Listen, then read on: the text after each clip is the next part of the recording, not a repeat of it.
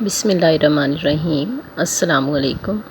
آج کی نظم کا عنوان ہے ناظرین سے۔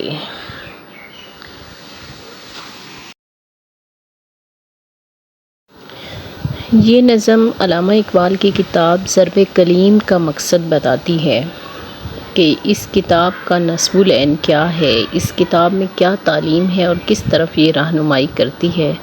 یہاں وہ مخاطب ہوتے ہیں ناظرین سے، اور ناظرین سے ان کی مراد زیادہ تر ایشیائی قومیں ہیں، خصوصاً مسلمان۔ وہ فرماتے ہیں جب تک نہ زندگی کے حقائق پہ ہو نظر، تیرا زجاج ہو نہ سکے گا حریف سنگ۔ یہ زور دست و ضربت کاری کا ہے مقام، میدان جنگ میں نہ طلب کر نوائے چنگ۔ خون دل و جگر سے ہے سرمایہ حیات، فطرت لہو ترنگ ہے غافل نہ جل ترنگ۔ شعر کا مختصر مفہوم بتاتے ہوئے زجاج کے معنی واضح کر دوں۔ لفظی مطلب شیشہ ہے، لیکن اصطلاح میں یہ ایک باجے کا نام ہے۔ 8-10 پیالیاں یا گلاس لے کر ان میں پانی اس طرح ڈالا جاتا ہے کہ ہر پیالی یا گلاس میں اس کا درجہ مختلف ہوتا ہے۔ پھر لکڑی کی نازک تیلیاں لے کر انہیں خاص ترکیب سے بجھایا جاتا ہے، اور کیونکہ پیالیوں یا گلاسوں میں پانی کے درجے مختلف ہوتے ہیں، اس لیے ان سے آوازیں بھی الگ الگ پیدا ہوتی ہیں۔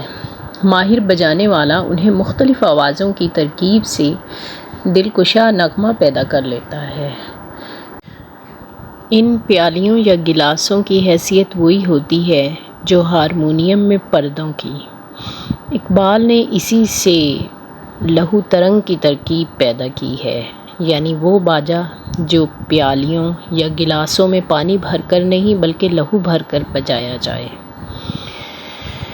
اور ان اشعار میں بتاتے وہ یہ ہیں کہ جب تک تجھے زندگی کی حقیقتوں سے آگاہی حاصل نہ ہو، تیرا شیشہ پتھر سے ٹکرانے کی طاقت پیدا نہیں کر سکتا۔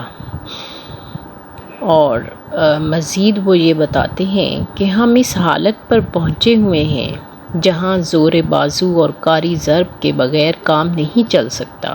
یہ جنگ کا میدان ہے، تو اے مخاطب اس موقع پر ساز کے نغموں کا طلبگار نہ بن۔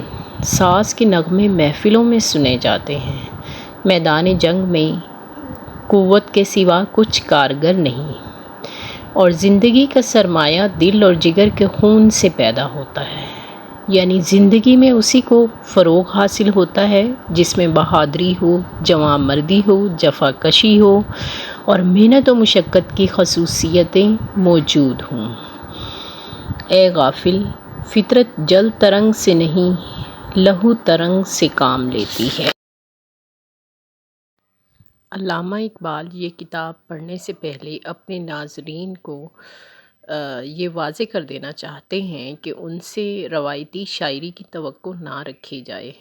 ان کی نظر زندگی کے حقائق پر ہے، اور حالات کیونکہ جنگ کی طرح سخت ہیں اور تلخ ہیں، تو ایسے میں وہ روایتی شاعری نہیں کر سکتے، بلکہ وہ زندگی کے حقائق کو ہی بیان کریں گے، جس میں ان کے لہو کی حرارت شامل ہوگی۔